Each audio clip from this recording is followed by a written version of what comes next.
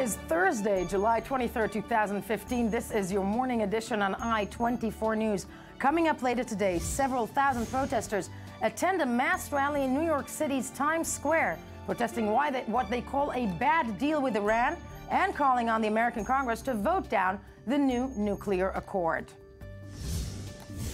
Turkey looks to bolster security along its border with Syria following a devastating bombing blamed on the Islamic State militants. But Ankara might be aiding the jihadists elsewhere. We are going to take a closer look. And later on the show, get high with us. Now what you think. As we ascend over Tel Aviv in an air balloon, the city's newest attraction. Good morning, I'm Yael Avi, and we begin today in New York City, where just a few hours ago, thousands of opponents of the recently signed Iran nuclear deal rallied in Times Square to express their objections to what they believe is a disastrous agreement, to quote some of the organizers. The rally was the opening salvo of what looks to be a major face-off between the Obama administration and the powerful pro-Israel lobby AIPAC, taking its cue from Israeli Prime Minister Benjamin Netanyahu and looking to do everything possible to have the deal nixed by Congress. Now, the fact that all this is taking place as Washington gears up for the 2016 presidential elections means the congressional battle will likely turn fierce and shape the political map going forward. We're joined in studio this morning by Professor Galia Golan. Good morning to you. Great to have you with us. Head of the Diplomacy and Conflict Studies at the Herzliya Interdisciplinary Center. Also by pollster and political strategist at 202 Strategies, Stephen Miller. I love your bow tie. Great to have you with me. Thank you. And, of course, by I-24 News political analyst, Ami Kaufman. Good morning. Good morning, Yael. Good morning. But before we break this down, let's first take a look at what was the rally that was in New York City just a few hours ago. This is Leah Mishkin's report. Let's have a look. Thousands of people packed the streets in New York City on Tuesday to rally against the Iran nuclear deal. I'm just an activist who's concerned about the future of America, of Israel, and of all the West. These sidewalks are completely packed with people all the way from 42nd Street down to 38th Street. It's hard to even walk around. They're vocal, they're loud, they have signs, they're chanting.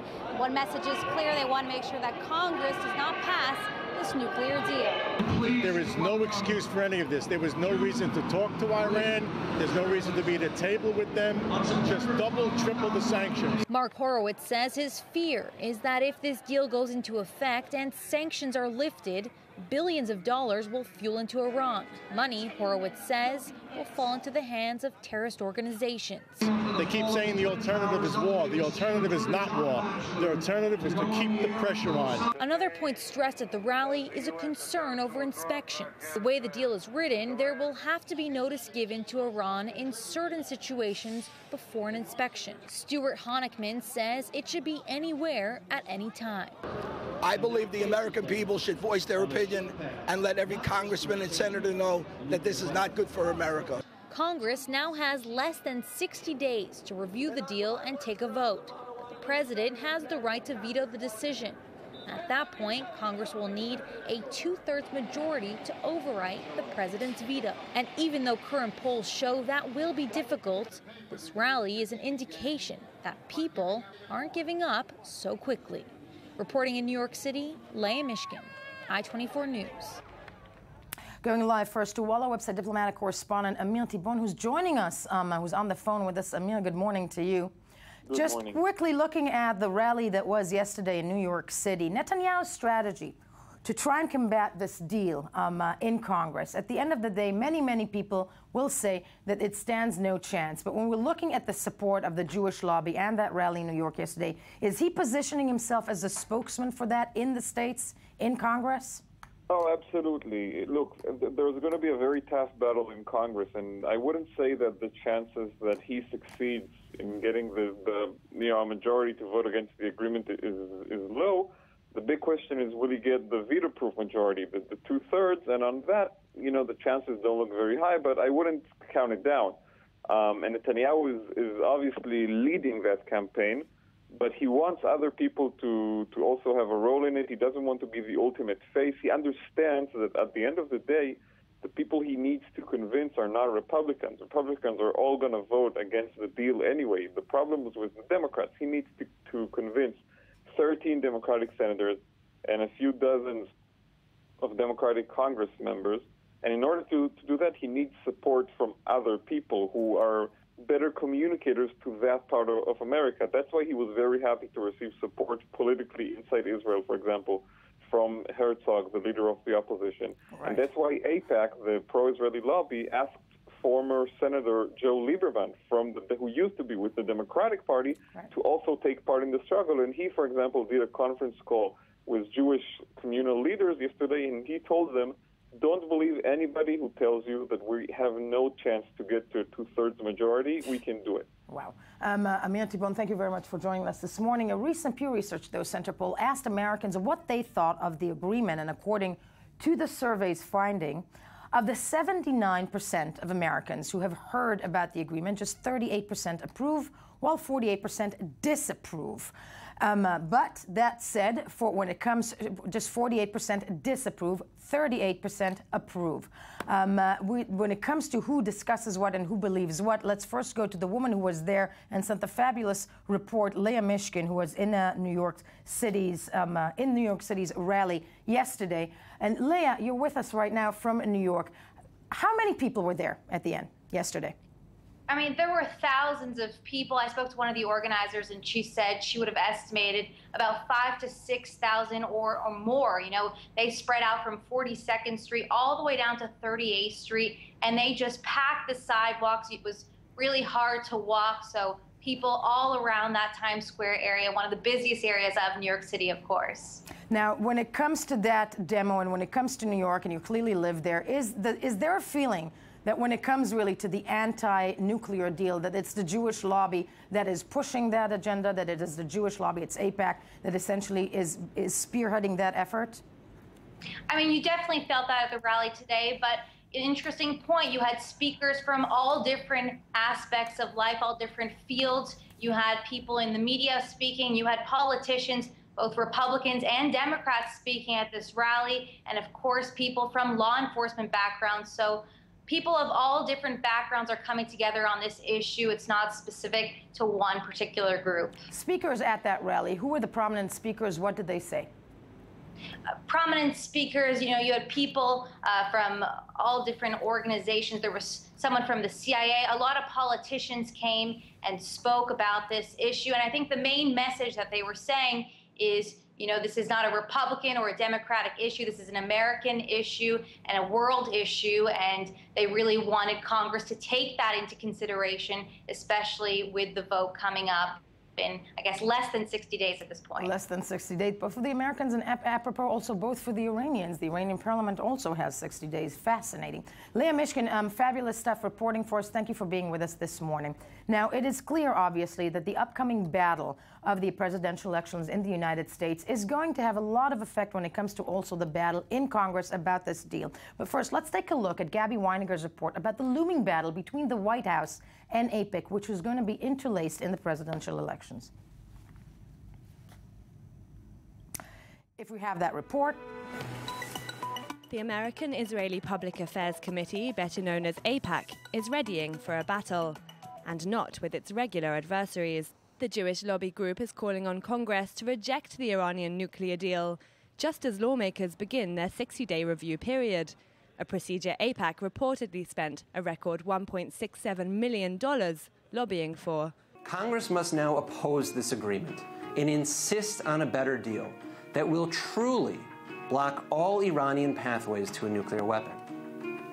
Lobbying Congress to reject the deal pits AIPAC directly against the Obama administration, leaving the usually staunchly bipartisan organization publicly battling with the president over a major foreign policy move for the first time in decades. AIPAC is following the lead of Israeli lawmakers, particularly Prime Minister Netanyahu, who has long been the deal's fiercest critic. What a stunning, historic mistake. Even the Israeli opposition is rallying behind him to make their resistance known to America. I've discussed in recent hours with our friends at AIPAC and other bodies in the United States, and I intend to go out there, speak and meet with relevant people and organizations in order to explain the inherent risks entailed in the agreement. In a lengthy speech Tuesday defending the nuclear agreement, President Obama warned Congress not to be swayed by lobbying groups. My hope is that everyone in Congress also evaluates this agreement based on the facts, not based on lobbying, but based on what's in the national interest of the United States of America. But there are some lobby groups Obama may want Congress to hear. Good for America, good for Israel, and makes both countries safer. Liberal group J Street announced a multi-million-dollar campaign to support the nuclear agreement, setting the stage for an historic face-off to secure the support of a handful of Democrats who are still undecided about the agreement. We are joined from Washington, D.C. by Times of Israel correspondent there, Rebecca Shimoni. Rebecca, good morning to you. Good morning. Lovely to have you with us. Looking at this grandiose battle that has just, you are with us from San Francisco. My faux pas. Yes. Good morning to you. Now, when it comes to this epic battle that has just begun, be it AIPAC versus, the American administration, et cetera, we all know, people keep saying that this thing doesn't stand a chance of actually succeeding in Congress. But at the end of the day, when it comes to the American administration, are all the guns out? Well, yes. It's certainly a very busy time on Capitol Hill, and everybody's making their way there to try to have a no-holds-barred battle over this the ratification of this agreement, or rather what will be a resolution of approval or disapproval over this. I think we've just lost Rebecca. Rebecca? Yeah, it seems. Yes. Can you hear me? Yes, now we can hear you. Over this what? Oh, excellent. So as I was saying, as many pundits have already said that it's a done deal, the fact of the matter is that a couple of changing circumstances on Capitol Hill yesterday and today indicate that perhaps there's a little bit more skepticism among some Democrats regarding the Iran deal than we initially thought. A bit more skepticism, to say the least. How heavy is it playing when it comes to the American race for the next president? How heavy is the Iran deal playing within that race? Well, the deal certainly is relevant, and I would imagine will become increasingly relevant over the coming weeks. Certainly those Republicans who are in the Senate have used this as an opportunity to talk about foreign policy, particularly among them, of course, Lindsey Graham and Ted Cruz. Right. And I expect that when Congress returns from its coming recess, which it will do at the end of August, we'll be able to see more of this kind of rhetoric coming from some of the presidential candidates. Now, Rebecca, I would love for you to stay with us, because we're going to actually make a turn right now to basically look at who exactly stands a chance to win this race, because it's really picking up. There are some numbers in at this point in time. There's some numbers in when it comes to the American presidential race. And the recent polling numbers to come out are the following, essentially. At the Republicans, okay, the GOP presidential candidacy support poll shows that Donald Trump, I am not kidding here, I'm reading this is true fact, supposedly according to a poll, that Donald Trump is leading with 24%. That would be the man, the hair, yes, the billionaire. Walker second with 13%. Jeb Bush, who I think everybody in the media has already, they made him the king as the possible front runner. He's standing there with 12%. Mike Huckabee, the man, the guitar, 8%. And Chris Christie from New Jersey with 3%. That's actually not a double digit for a big man such as he. Yes, I said that. Democratic Party, when it comes to that, presidential candidacy support poll shows Hillary Clinton at 63%. It's almost no contest there. With Bernie Sanders, the man who dared to stand up and contest basically her candidacy, with 13%. And I think that is the time to actually turn to you, Steve Miller. When we look at these numbers at this stage in the game, because I'm looking at, and I'm going to say that I think a lot of people around the world looking at the possibility that Donald Trump may be leading the Republican Party as something almost insane. But do these numbers actually mean anything at this stage in the game? Not really, and I'll tell you why. Please. First of all, they're good indicators about the state of the race, who's around, who's making noise. But this poll, the Washington Post ABC News poll, was a nationally representative poll of adults. And they pull from that, they look at the Republicans and how they answer to understand how Republicans view the candidates.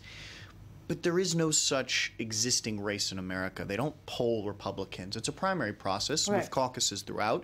And so, first of all, there is no national election to decide the nominee in the Republican Party or in the Democratic Party. This is a state-by-state race. So first and foremost, I would look at statewide polls. Second of all, there's less volatility in the Republican side historically than there is on the Democratic side. But still, it's early to describe a front runner. Right. And so, I mean, not only that, I think the Republicans have, 16 candidates. There's a reason for that, just as he said, because Jeb Bush was considered a front-runner, but he's a weak front-runner. That's the reason there are 16 people is that they're running is because they smell blood. They see that there's not one who's so strong. As on the Democratic side, as Hillary is very strong. Exactly. As Hillary is very strong, and which leads us to, and by the way, speaking of that deal, and Rebecca Shimoni-Stoll, Times of Israel political correspondent in San Francisco with us, has, when you're looking at those numbers, what are they saying in the States? Because, Rebecca, I lived there for a while, and I remember also that when Schwarzenegger was running as governor of California, everybody was saying, that's a joke, it's never going to happen, and it did. But when it comes to the numbers of, when you're looking at Trump, is that something even viable, Rebecca? Trump leading the Republican Party? Well, obviously, there are many people within the Republican establishment who passionately hope that it is not viable. We've heard a lot of complaints from mainstream Republicans, especially from Republicans, actually, that Trump is somehow ruining the Republican pool. And, of course, there have been calls not from Republicans, but, for instance, from the Huffington Post, to not take him seriously as a candidate, to put him on the entertainment pages rather than on the political pages, and that kind of statement in the past week. That said, the fact of the matter is that he is leading the narrative right now. So whether or not he's a viable candidate in the future, he is dictating to the rest of the Republican pool right now what the conversation is going to be about, whether it's questions of immigration or whether it's causing Lindsey Graham to, smash his cell phone today on a very popular internet video after Trump distributed Graham's cell phone number to pretty much the entire American voting populace. So whether or not he will be viable 6 months from now, the fact of the matter is that he's leading the narrative right now. He's leading the narrative,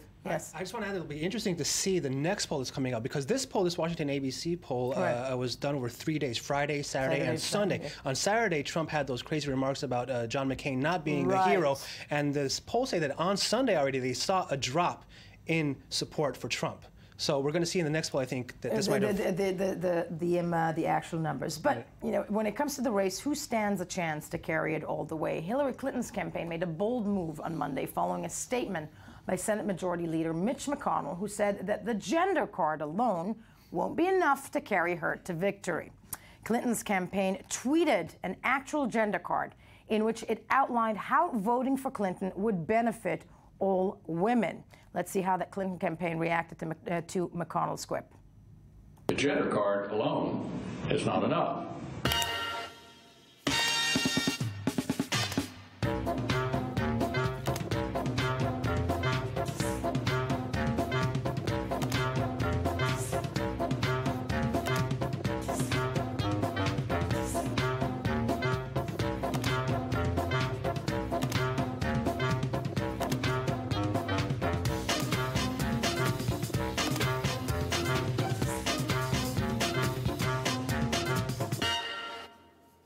There she goes again with the women's issues. Well, I'm not going to stop, so get ready for a long campaign. Paid leave, earned sick days, child care, minimum wage. These are not women's issues. They're family issues, and they're economic issues. Joan, we are obviously also here with Professor Galia Golan, and finally I can turn to you, formerly of Hebrew University. Professor Golan, when you look at Hillary Clinton, okay, and over the course of the last, I would say, and that's something that, people on our staff have said, who've been following her campaign and whatnot, that she has actually started to change a bit of her tune, and she's embracing a lot of slogans, but using that, looking at that gender video. Is that something that can work on the American public? Well, I think part of what she's done is response to the left-wing challenge she's had in the primary. From within. From within. But yeah, I think the gender card will help her, frankly. Really? Absolutely. Even though the Republicans put this out in terms of trying to harm her, But she does get a great deal of support from women, and women tend to cross lines, party lines, on women's issues. It has happened in the past, and it's happened increasingly in the United States, where there has become, I'd say in the past 20 years, a women's vote, right, which there hadn't been before. Women tended to be more conservative. But clearly over the years, and there are many reasons for it, there has been a women's vote. And she knows this. Hillary Clinton played it in the first primary way back when she was running, right, and now even more. So from that point of view, I think she knows how to use it, right, and I think it will help her. I don't think it's a negative thing. On the other hand, every election, there is a way somehow to belittle women or to stereotype women. I'll go so far and say that, you know, when Barack Obama was running, nobody really came out and said that he's using the race card, okay? But when Hillary Clinton is running, then there's no problem with saying, you know, she's using the gender card, whatnot. Which leads me, and actually, Stephen, I'm glad that you were here, because I feel, and I'm wondering with everybody, is America ready to vote in a woman? When it comes to the fact that that gender card is being used, be it in the right way or the wrong way, when the people get into the booth, do they really cross lines? Do women cross lines, you know, and vote for a woman? Does that happen? First of all, I disagree with the notion that there is a gender card. She's a female running for president. She's running for, you know, the Democratic nomination. There's no Democratic nominee in recent history that hasn't discussed women's rights. The Democratic Party, of which I'm a member, is far stronger on women's rights, and they're going to be discussing that. So I'm not sure what you expect. Wait, you expect Hillary Clinton to run for president and not talk about women issues? To not talk about maternity leave? Have a great track record on the issue? So of course she's going to talk about it. Is it the gender card? No, because the truth is, if it was a male nominee for the Democratic nomination, as there are other men running for the Democratic nomination, they're also going to talk about women's rights. So I disagree with this concept of gender card. I think this is a very smart response as far as some advertising to a very specific attack from Republican leader. But no, in the day-to-day, you know, she's going to be speaking about economic issues, and she's speaking about issues that are relevant for women and issues that are relevant for men and issues that are relevant for families and veterans, et cetera, et cetera. And so, yeah, I disagree with this concept of gender card. For the sake of full disclosure, but you wanted to say. Yes. I just wanted to say one of the things that we've been doing in the feminist movement, so to speak, is exactly what Hillary Clinton said. These are not women's issues. They're issues for the whole country, for everybody, for the economy. That's a point. It's a different battle. It's not necessarily an electoral battle, but it's a battle, yes, to get, even here, and get the Knesset, to look at these issues as something that affects everybody, and it's not just women who are asking for them. So in that sense, I agree entirely. But as I said before, there is something called a women's vote in the United States today. But in terms of appealing to women or not, of course, you can't admit to racism in the United States, so of course they couldn't talk about Clinton. That's exactly what I'm saying. But you can admit to, you know, to gender well, you won't admit to gender inequality, but that is okay to be used. There are many ways of treating a woman's candidacy. I mean, one of the ways, and they will do it, I'm sure, is to show subtly the stereotype that women are not necessarily the top people when it comes to security. Who would you call at 2 o'clock in the morning? Exactly, 3 o'clock in the morning. Look at even our 2009 election between Barack and Tzipi Livni, where Barack's propaganda, his publicity was a male leader being better than a woman leader. But then when she did use a gender card, they got very upset. So any way you go, it's going to come out. And it's how they're being covered as well, which I think that's where we want to look at, because there's also a difference in covering them. And Stephen, I don't tend to disagree with you. At the end of the day, for the sake of full disclosure, I'm also a registered Democrat. People need to, you know, to say that. It's how it's perceived outside, and that's the thing. Sure. But yeah, there's some very fascinating things that were just said, Professor, with all due respect.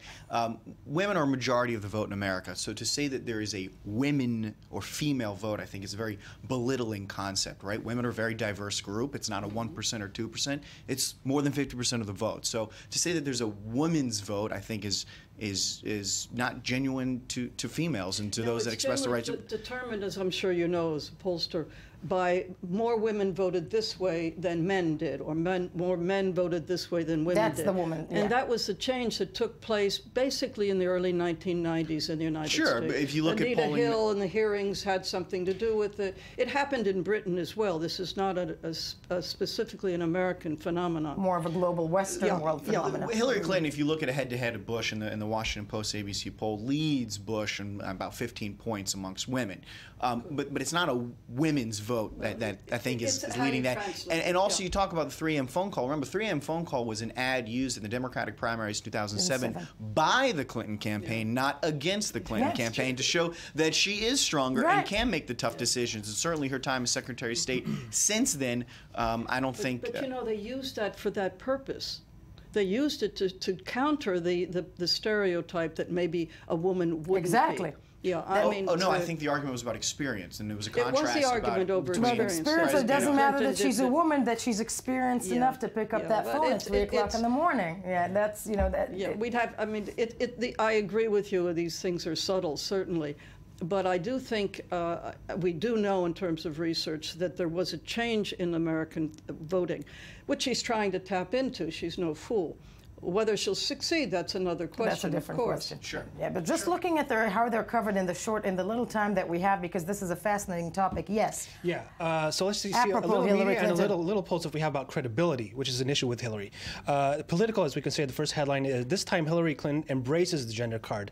McConnell's attack was a moment her campaign had actually been waiting for. They say her response was a forthright appeal for women's votes and the latest signal that, yes, Clinton's gender will be in the forefront, as opposed to what happened 8 years ago when she ran for president, when she downplayed it. Exactly. And let's see how, for example, in Morning Joe, Mika Brzezinski actually responded to this attack. It's a very popular morning show. We have a clip. See how she responded to it.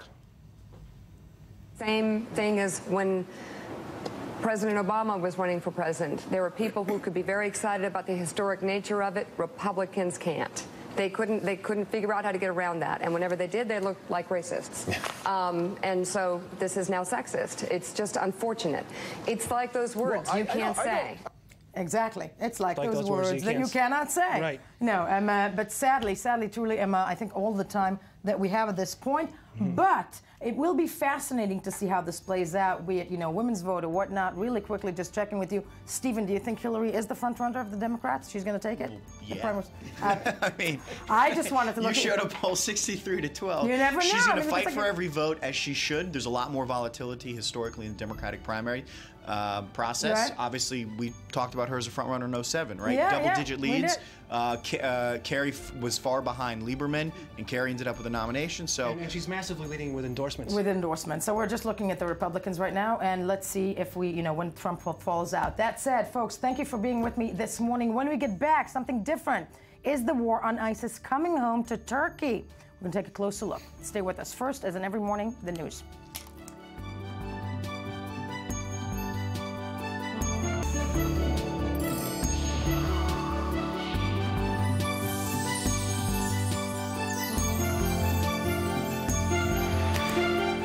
I-24 News Morning Edition, and today is July 23rd. Thank you for that. Okay, and it's not a Wednesday, it's actually a Thursday. It is a Thursday, as some people might have thought for some reason. I know, I don't know. Yeah, I don't know who would have thought that. Yes, that would be Ami Kaufman, the man, the one and real and true and only Bowtie, who joins us, because that was the Bowtie Hour. Yes, it joins us daily to discuss the news we've missed while scanning the headlines. And what did we miss? Okay, we're going to start with Syria. A high-ranking al-Qaeda leader, Muhsin al-Fadli, was apparently killed by U.S.-led forces on July 8th. The Pentagon is just releasing this information now. He was the leader of the Khorasan Group, which is a group of senior al-Qaeda members who have traveled from Central Asia and elsewhere in the Middle East to Syria to plot attacks on the West. And according to the Pentagon. According to the Pentagon. Another thing that the Pentagon said was very interesting is that this man was among the few trusted al-Qaeda leaders who received advance notification of the September 11th terrorist attacks on the United States. And he has been wanted for a long, long time. For a long, long time. Okay. Another one in that chapter, putting aside the rest of the terrorism that remains in the world. Right. Yeah. Close to home, a think tank called the EFCR, the European Council on Foreign Relations, has recommended to the EU to target Israeli banks dealing with settlements. This is huge news, especially after the EU agreed this week to start pushing ahead with the labeling Israeli goods that come from settlements. Right. Now, when this news came out yesterday, Israeli bank stocks started to nosedive. At the end of the day, it they finished. Had an effect. It already immediately had an effect. Apparently, I'm not totally sure because I think it might actually have something to do with Apple shares tumbling and bringing down all the markets around the world. But these bank stocks went down by 2.5% on average. These Israeli bank stocks because of this report. Even just the talk about it. And this is just a think tank recommending, not nothing. Nothing has been done yet. Okay. No formal. Yeah, exactly. Just so we know. The Washington Post, as we can see from this New York Times headline, Washington Post is filing a UN petition to seek the release of their reporter Jason Rezaian, who's been in jail in Tehran for about a year now on the charges of espionage, which could carry a prison sentence of 20 years. They submitted it to the United Nations Working Group on Arbitrary Detention, and they are accusing the Iranian authorities of numerous violations of international law in their imprisonment of Jason. I think this is fascinating because the Washington Post files it to the UN as part of it. It's I'm glad Ali Wakadai, 24 News Middle East, senior analyst, is also with us. It's always the negotiations as such. I don't know if you guys remember, but there actually was also the Bosnia negotiations. There was a American journalist that was held by Milosevic and become a part of the deal at a certain point. There's always some journalist that is deemed a CIA operative or whatnot. But it'll be interesting to see if part of the deal, I don't know if Ali thinks that he will be coming out because of that nuclear deal, or am I far-reaching right now? I'm sure that the chances for him to be released are now much bigger than they were before the deal. Yeah, absolutely. As the part of that. Okay. Okay, yes. So the rest of the press review is going to be happy and no more death and destruction. Oh my God. You know, I tried to promise myself this morning to our viewers, Ami, do not talk about Donald Trump today. They've had enough. You can't. I couldn't do it. No, I couldn't do it because if you remember, Donald Trump. Would you? Donald Trump recently gave out Lindsey Graham's phone number on stage live in front of millions of people. Lindsey Graham had an amazing response that he put on YouTube. Let's just see a few seconds of this. Let's see Lindsey Graham responding to Donald Trump's giving out his real phone number.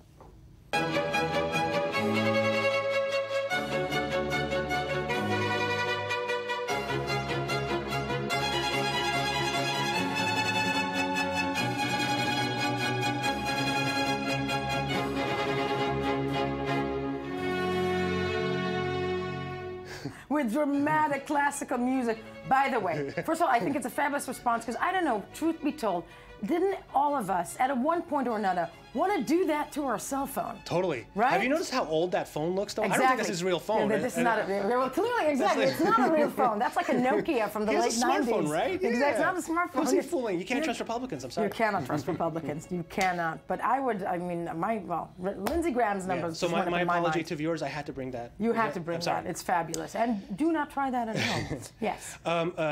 China's most famous dissident artist, Ai Weiwei, who designed the Bird's Nest Stadium for Beijing Olympics in 2008, got his passport back after 4 years that the Chinese authorities were holding it. And he put up this Instagram photo that you see there on the left bottom corner there. He put it up on Instagram, finally got his passport back, Thank God. And he can start traveling again. This is China's traveling? I'm wondering, he's probably going to get out and not come back. Maybe he doesn't want to come back after something like that. Yes. Stephen Hawking is going to back a $100 million project to find aliens in the world. This is backed by a billionaire called Yuri Milner. The initiative is called the Breakthrough Initiatives. This Milner founded it, and he says this is the biggest alien hunting exercise ever undertaken. We have a short soundbite of Stephen Hawking. I want to hear that.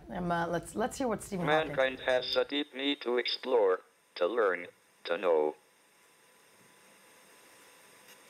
We also happen to be sociable creatures. It is important to us to know if we are alone in the dark. Alone in the dark. Alone in the dark. I fear for alien. If they find out that we exist. But that said, and fascinating that it's coming actually from a private pocket. I have to tell you. Maybe it's space exploration, but looking for ET. Essentially, you're looking for ET. $100 million for that. And I just want to end quickly with two really nice items about books. The University of Birmingham found a copy of the Quran, which dates back 1,370 years ago. Dates to around the years of between 568 and 645 in its own archive. that was given to them somewhere in the 1920s. In the 1920s? And what they're saying... I'm not sure I have that information, but what I do want to say is that Professor David Thomas, who is covering this thing, said that this would mean that it was quite possible that the person who wrote this Quran might have been alive at the same time of the Prophet Muhammad. Wow. That is simply fascinating. Yeah, and this is amazing, the Arab world that are trying to be sure whether it is authentic or not, but I think that the tests that were made by the Oxford University show with no doubt that it was 20 years after or before the death of Prophet Muhammad, which means that... the period of time, that's fascinating. Amazing. Yeah, that's amazing. And lastly, another book that was found basically recently, a Dr. Seuss book. And look at this headline from the New York Times. Yes, they found it in a box. No, and this one is, how do I get a pet? It's what pet should I get? What pet should I get? It's about the same duo of what animals they're probably going to get as a pet. I love it. So I just want to say, I do not like to end the press review. I do not like it. Yael, dear you. Dear you, thank you. I'm sorry, but Dr. Seuss's, found transcript is my Go Set a Watchman. It really, truly is. Which we will be talking about Go Set a Watchman later? Later in the show. Stay with us as we move along. The military wing of the Kurdistan Workers' Party, PKK, claimed responsibility yesterday for the killing of 2 Turkish police officers in what they said was retaliation for a suspected Islamic State suicide bombing that killed 32 students. The men were found shot dead at their home near the border with Syria 2 days after the Suruk suicide attack. Many of Turkey's Kurds and opposition supporters suspect President Tayyip Erdogan and the ruling AK party of covertly backing Islamic State against Kurdish fighters in Syria. Anti-government protests after Monday's bombing in Suruk erupted in several cities on Monday and on Tuesday. As you know, join us in studio is I-24 News Middle East analyst, senior analyst, Ali Waked. Great having you with us. Let's take a look at the following report about this and break it down from there. Reality changed in an instant following Monday's suicide bombing in Turkey that left 32 people dead and around 100 wounded in the southeastern town of Suruk. The government immediately took action by preventing the broadcast of images of the deadly bombing, including blocking Twitter altogether. The site is now up and running after images of the attack were removed. Government officials are now focusing their attention on boosting security along the Syrian border. We cannot accept that conflicts taking place in other countries on the other side of the border also cause bloodshed in Turkey. Prime Minister convened a cabinet meeting Wednesday to draft an additional security plan. Hundreds took to the streets in Istanbul and Ankara on Monday and Tuesday to rally against the government for not doing more to prevent the bombing. It's a particularly sore issue for Turkey's Kurdish minority, who feel the government has neglected their security. Demonstrators were met by police who fired tear gas and water cannons to disperse the crowd. Many are still in shock after Monday's attacks against the university activists who sought to reconstruct Kobani across the border. I came from Diyarbakir to see this painful scene with my eyes. This is inhuman. The one that did this attack cannot be human. The suicide bomber is believed to be a 20-year-old Turkish man who was active in a Syrian group with ties to the Islamic State. In what they call retaliation for the bombing, militants of the outlawed Kurdish Workers' Party claimed responsibility for killing 2 Turkish police officers on Wednesday. The so-called act of revenge took place in Ceylanpınar, a town near the Syrian border in the same province as the recent bombing. It is yet one more reminder of Turkey's war next door, one that shows no signs of coming to an end. We're also joined by, from Cairo, Egypt, by I-24 News contributor Jacob Wirtschafter. Jake, good morning to you. Good morning, Yael. Do stay with us because I want to start with Ali, actually. Looking at Turkey and this rift between, the population, the Kurdish affiliate population, thinking that the administration has something to do with supporting the Islamic State. Is there credibility to that statement? Yeah, I think so. First of all, we know that the borders between Syria and Turkey are the main road that bring fighters and arms to the Syrian rebels and to the Syrian jihadists. We know that Western intelligence reports do think that the headquarters actually of the Islamic State are based in Turkey, and that militants of the Islamic State were caught with their Turkish passports somewhere in Syria and also in Iraq.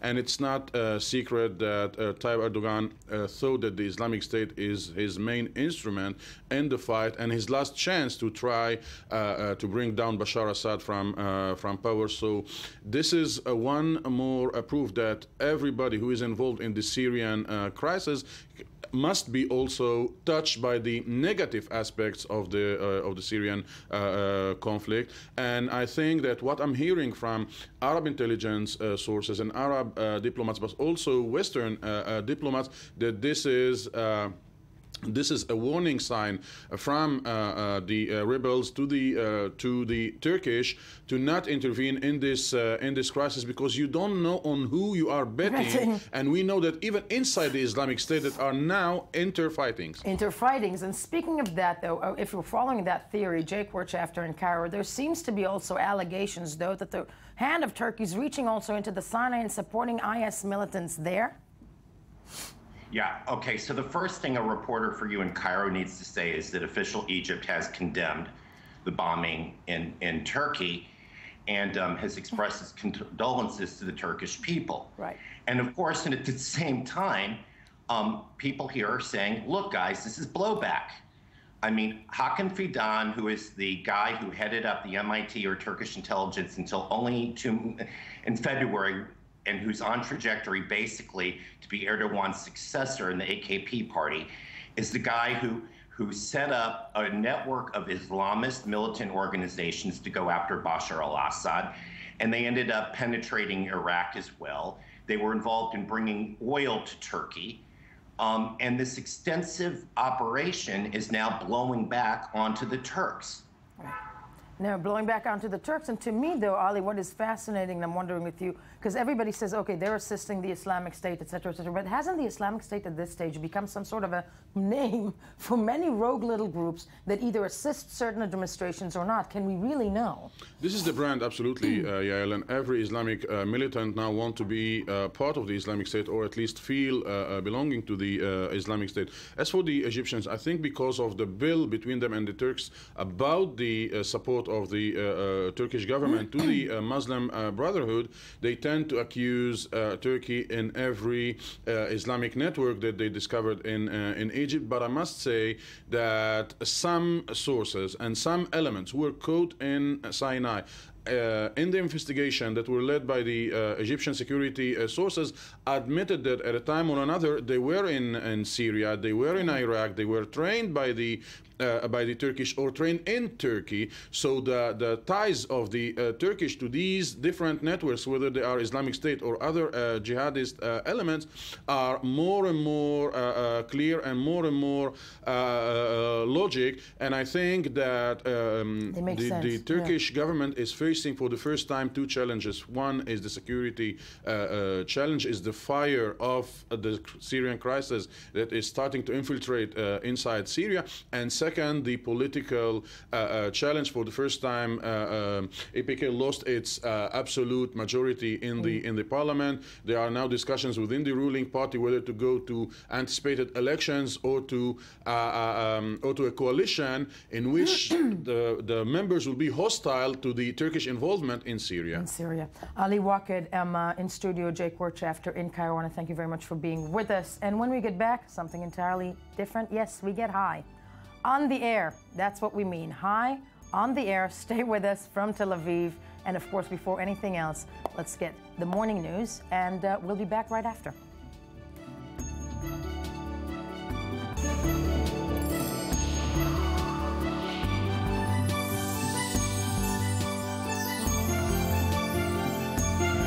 Welcome back. It is still Thursday, July 23rd, 2015. This is still the morning edition on I-24 News. Last I checked, I'm still Yael Levi. Thank you for staying with us. Yes, this one is going to be fun. If you ever wanted to get high, Yeah, I'm kidding. But if you ever wanted to see Tel Aviv from above, this show would have gotten so much ratings right now, Ami, right? I know, yeah, I know. Let's talk about getting high. I'm in the mood for Shall we? I'm in the mood for some. Yeah. But if you ever wanted to see Tel Aviv from above, now is your chance. That means really getting high, literally getting high, not by smoke anything, but being high, up in the air. And in a very unique way. For the first time in Israel, you can actually fly in a balloon above the city. Yes, terribly exciting. So if any of you thought that we live in the desert, in tents and ride camels, no.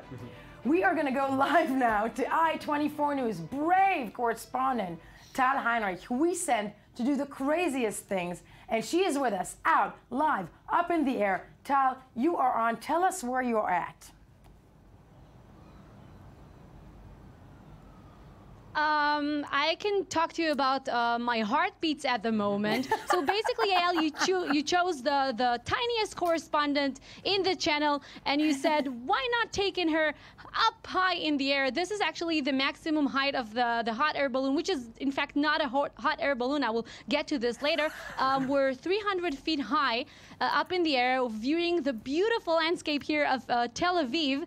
As you can see, we can see Azrieli Towers and the Higher Khan Park, which looks amazing from here. It does.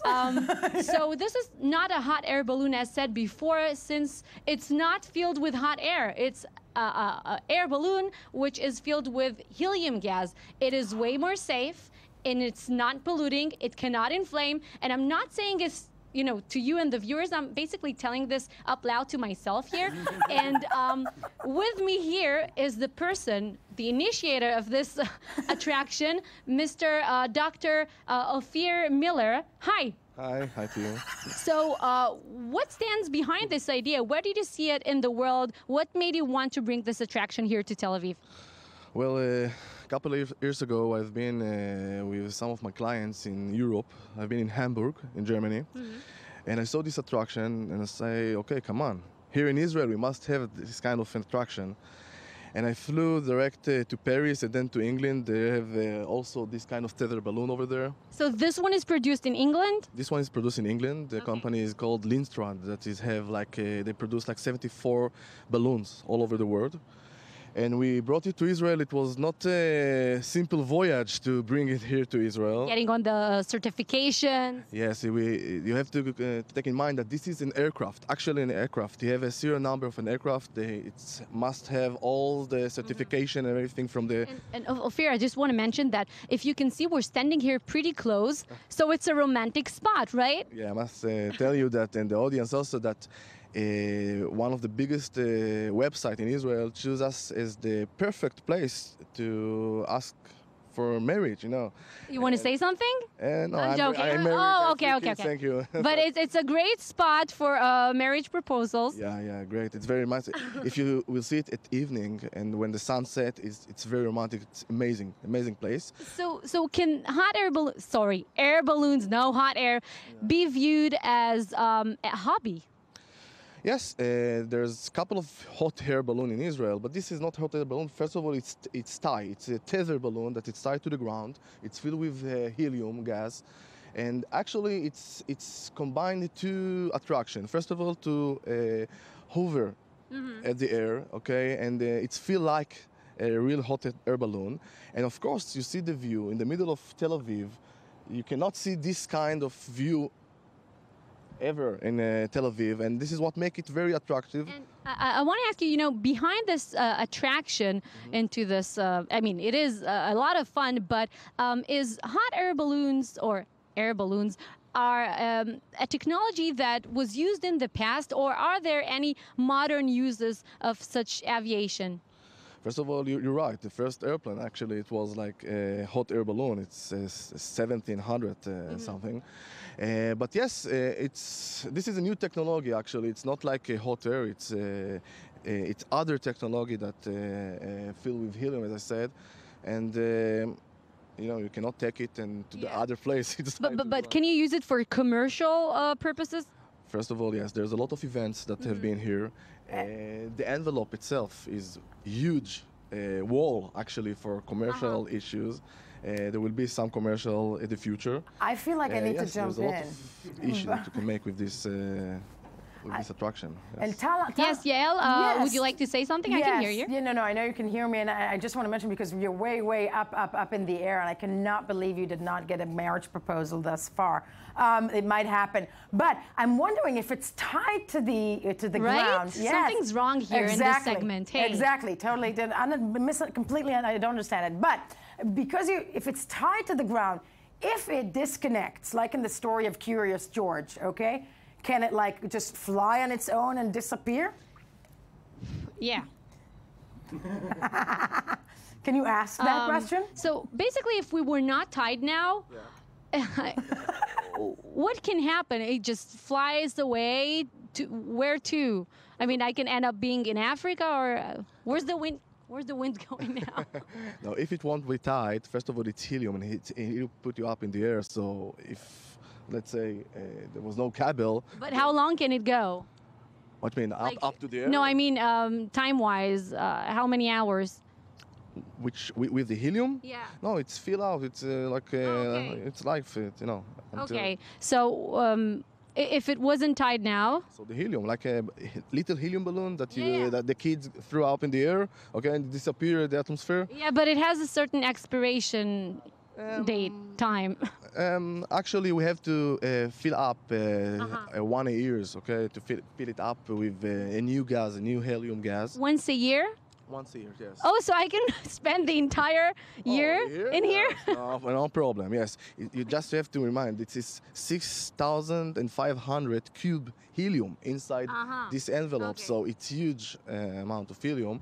And because of the weather, sometimes we have to take it out from the envelope, and then once in a year we have to put up some helium, and this all. It stay like this for 5, 6, 7 years. It's no problem. Wow. I can spend an entire lifetime here. Exactly. Give birth to babies and just have a family in this air balloon. Yes, Tal Heinrich, I mean, you just gave me an idea that next time we'll see you in that balloon, you will be giving birth live. No, but it's wonderful to hear, and Tal, I want to thank you. Do not suck on that helium, because it sounds like a lot of it.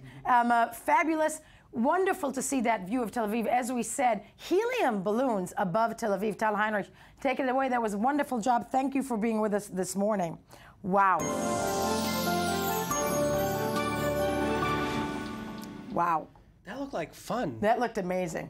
I'm wondering, if Tal Heinrich is ever going to do anything else for us again. I hope she comes down eventually.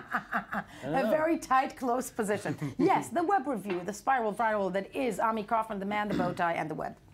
Glad to be here again. Yes. As I mentioned before, we're going to talk about Harper Lee and the new book, Go Set a Watchman. HarperCollins, the publisher, saying that it has already hit 1.1 million in sales, making it their fastest-selling book ever in history. That is amazing. Unbelievable. And this is despite everything that you're hearing in the background. Everything you're hearing in the background, that it's actually, not only that, it's getting bad reviews. It's getting bad reviews, and that Atticus Finch is now a racist Is now a bigot. racist, and all this controversy that actually Harper Lee did not want this to come out, that this has been completely manipulated by publishers, that she's not, she's very old, she's, She's in her 80s, right? No, she's 90? She's 92 or something, or 89 or 92, but she's old, she's up there. Yeah. Yes. Did you know that there's going to be a new Muppet show? The Muppets are coming back. I am, first of all, that's a reason for living. God, Don't you think? I love the Muppets. Exactly. That was my TV. We were allowed to watch the Muppet Show at 8 p.m. with the folks together watching. Exactly. It was fun. It was fun. It was fun for both the kids and the... Yeah, it was so much better than Big Brother. So they put out this, there's a 10-minute video out there, which is why they're saying this is how they convinced ABC to see it. To basically buy that and put them back on the air. Let's take a look. Take a look. The following presentation was made by the Muppets to convince ABC to make a new show starring the Muppets. It was never meant to be seen by the public, but following Comic-Con, demand to see it was overwhelming. Show us! So the network was able to cut through the red tape. Here it is. You got what you wanted. Please stop yelling at us.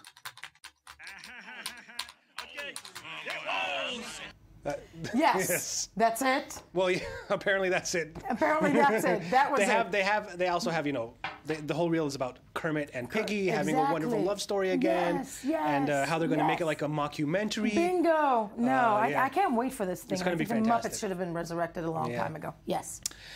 they're going to make a movie, this is crazy, about emojis. No, come on. Look at this. Sony.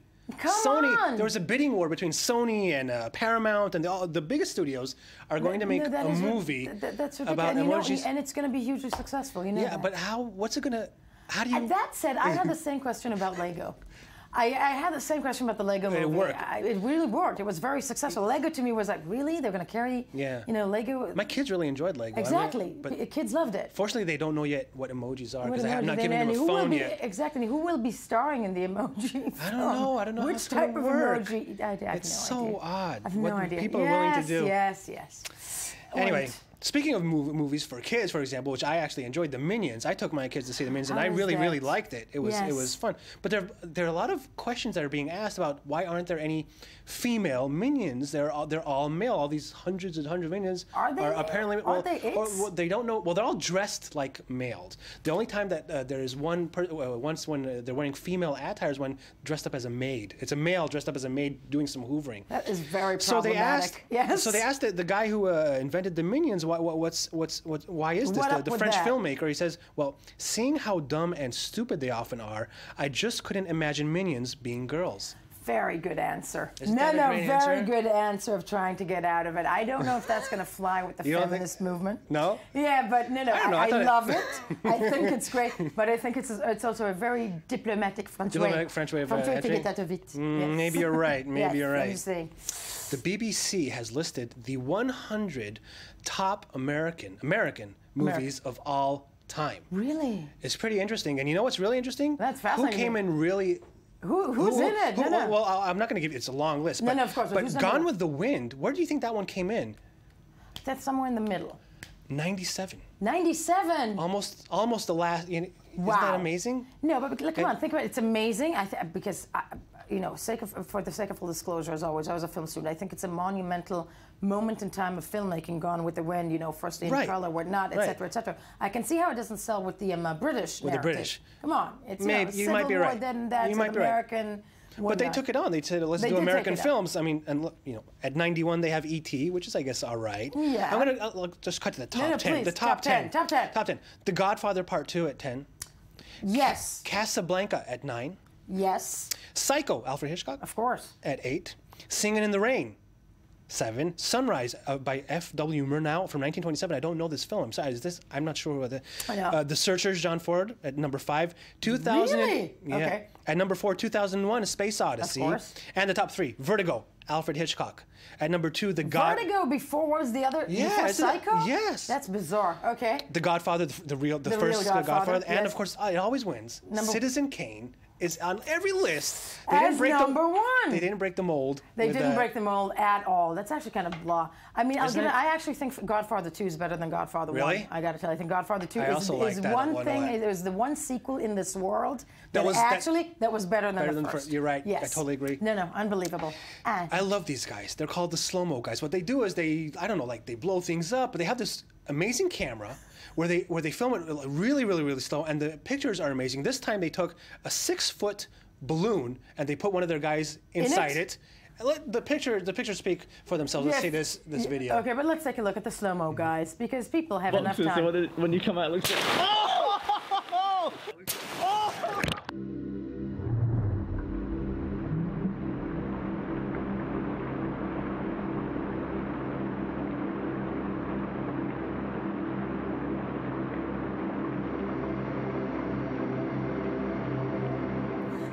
There we go. Isn't that amazing? Wow. Now, I always look at that, and I think I want to be one of these people that have enough time on their hands to conceptualize. Yeah. Yes, I'm just putting conceptualize and sit there and do this. And they do this on many occasions. Oh, yeah, they have a great YouTube channel. I highly recommend it. I am not kidding. The slow-mo guys. What do they do for a living, I wonder? That I don't know. Maybe they get money for this. Who knows? Ow! Oh, yeah. Kind of hurts. It looks like it hurts. It does. It looks painful. It looks painful. It actually looks like a really bad birth. Mm-hmm.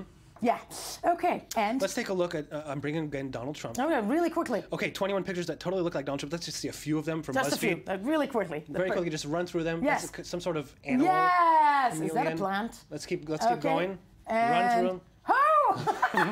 Oh! Okay, I think Run we're going to through. we have the time to leave on that. Okay. I'll go for the corn. Corn, Trump your corn. Trump we your- had Trump your cat, very Trump good. your corn. There's Wow. Thank you. When we get back, we Sushi. have, of course, the favorite segment of the week. Disneyland, actually. Close look at Disneyland. Marks its 60th anniversary. We will celebrate it right here shortly in studio. Stay with us. Yes, it's Disney. Now the news.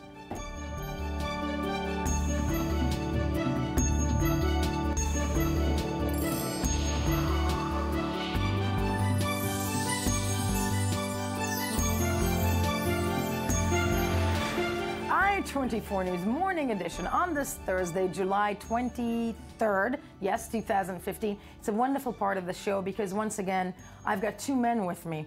And you know that's what I like. Two men. The two men? Yeah, who's two?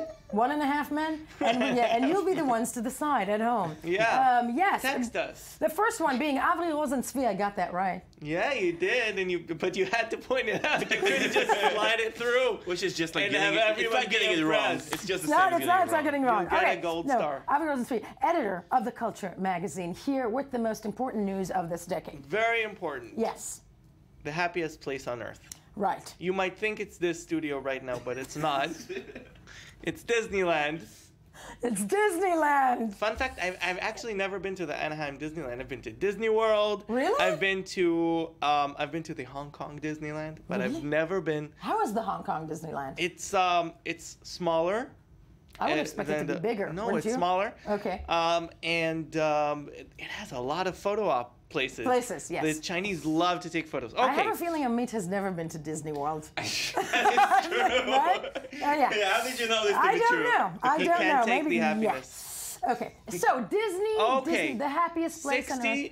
60 this year. Right. And right. now we are having the 60th anniversary of Disneyland celebrations. You know, they had celebrations begin with showing the speech of Walt Disney when it opened in July of 1955. I'm sorry. 1955. The world was granted the gift that is Disney World, but I think we have a report about Disneyland. this. No, right? we have a little clip from the opening from the celebration. The celebration. So let's see first of all how Disney celebrates this monumental moment in time in history. Let's take a look.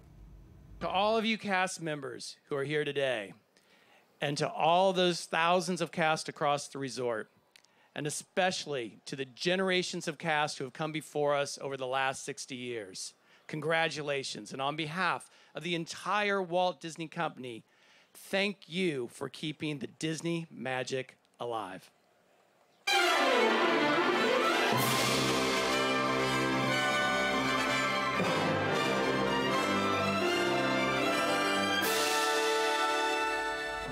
I have a story to tell you. Okay, yes. Okay, so Yes. I did spend 12 years out of my life working for ABC News, who, I don't know if you know, is owned by Disney. Everything is owned by And I that's thought the I thing. was owned by Disney. No, people think that Mark Zuckerberg owns the world. No. It is Mickey. And Disney, we were journalists when they purchased ABC News. We all got little name tags with ears, with Mickey Mouse ears. Yes. And we were moved into Disney offices, and at the time there was a big crash of the Concorde crashed, and many people died, and we had to cover it. But and I had to call people and ask them to get on the air and talk about what they saw, et cetera, et cetera. And when I had to put them on hold, Hakuna Matata came on. Oh, that's amazing. I know, isn't it? I love that. So can you speak to us at Travel Hakuna Matata? Yeah. So continue. You're all part of the We're big all happy Disney cast family. members, folks. We are all cast Also, members. let's talk about the Disney Illuminati connection. Yes, there's that. So, when Disney originally opened in 1955, it wasn't such a happy day. It wasn't totally finished. There was the asphalt was melting. Okay. People printed fake tickets, so it was overcrowded, and there were epic traffic jams. Wow. Traffic jams leading up to it. Within 7 weeks, it got to 1 million people in attendance. 750 million people. Right. Up to today, we have different locations all around the world of this park. And half of the population of the United States watched the broadcast on the opening day by future President Ronald Reagan. Really? Yeah. You see, it all. The conspiracy theorist in me immediately leads me to Illuminati, right? Illuminati. And now exactly. they're opening another Disney park in Shanghai. In Shanghai. Yeah. Asia loves. And they now showed they revealed concept art this week of the Shanghai park. I think they're trying to have their biggest I'm park. looking at the Shanghai park. That's very pink.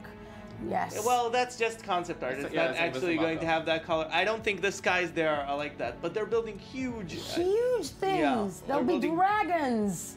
They're building a very, very big park over there. I think it's something like... There be dragons, exactly. Yeah, 1,000 acres. 1,000 acres in Shanghai. Listen, it's and a it's multi-million-dollar. It's going to be an overall entertainment bonanza over there. Can we talk a little bit about... bonanza? Yeah, I was about to talk about Walt Disney himself, but maybe that's not the time and place to do so. Walt Disney's frozen head? Walt Disney's frozen head. You got Which was made by Illuminati technology. Yeah, big supporter of the Jewish people. They had delicious. I had to tell you one thing. In the 90s, I was a subscriber to Med Magazine. Okay. And one day they had again, Avri again exposes the fact that he's a geek and and they had one time a feature about Walt Disney coming back from being frozen. Doing what?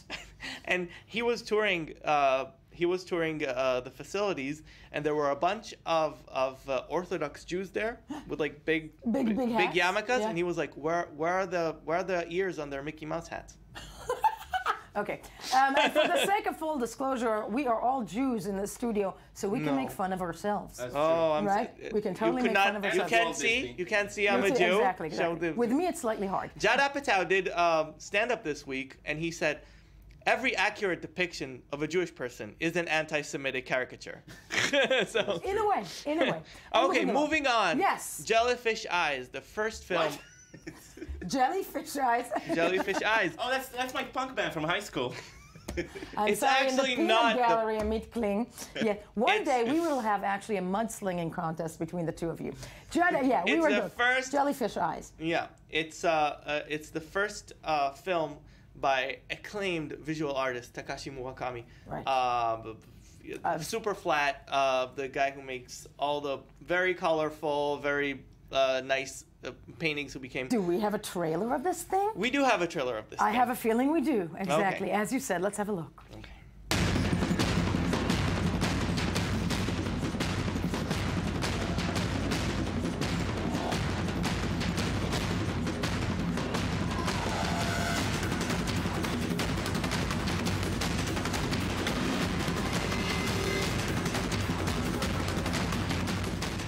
My heart's beating very fast right now. Okay. This movie is set in a post-Fukushima world.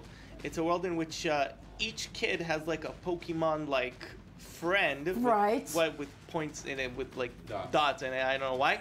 And the friends fight each other, and and then the people come together. And it came out in Japan in 2013, only now reaching the U.S. and it's getting really bad reviews. And the highlighter, it looks insane. I have to say, because I'm looking at the figures, and the thing about Asian animation, I'm probably gonna butcher this in a way when I set this up. I saw the jellyfish, but I think it's called Jellyfish Eyes because it reminds me of many series that we saw as kids of these, the anime, characters that do not blink. Yeah, it might be that. But I have one funny point to say because. Simon Abrams at the Village Voice really funny. Okay. Really tore into he really tore into the film, saying like it's like escalating encounters between kids, but they all resolve themselves immediately. And he says that I want to see the kids bludgeon each other to death. I am not pleased with the immediate solutions. He says the repetitive chain. He says the repetitive chain of conflicts might be more exciting if Murakami knew what to do with the child protagonists. But then the funny thing is Murakami took to Facebook and he had this to say. Yes. A fairly negative review from the Village Voice. I really don't have any argument against what the writer is trying to say. My apologies. You are right, sir. This is not good. I suck. I'm sorry. One more thing before you move on. One last thing. Really Today quickly. on the show we have Israeli director Gur Bentwich, who directed the first cult hit of Israel, Planet Blue.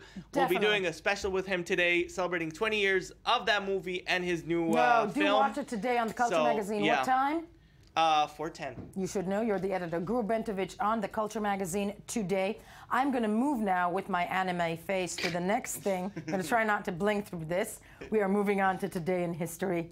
Kling, Amit Kling. Please blink again. I'm sorry, going crazy here. Okay. Please, stop Please doing blink. it. No. Please blink. Okay, God. Those 12 years at Disney really worked. Works on that. Oh, God. Amit Kling on anything and everything that was bloody and horrific in history this week. Absolutely.